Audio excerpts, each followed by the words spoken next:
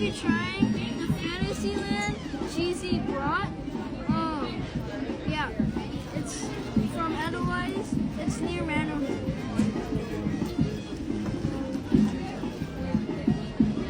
It's really big. I'm just gonna take a bite of it.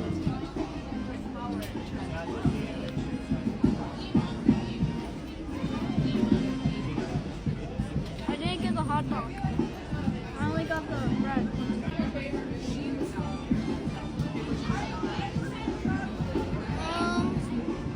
8 out of 10. It's really good. It's like a sausage.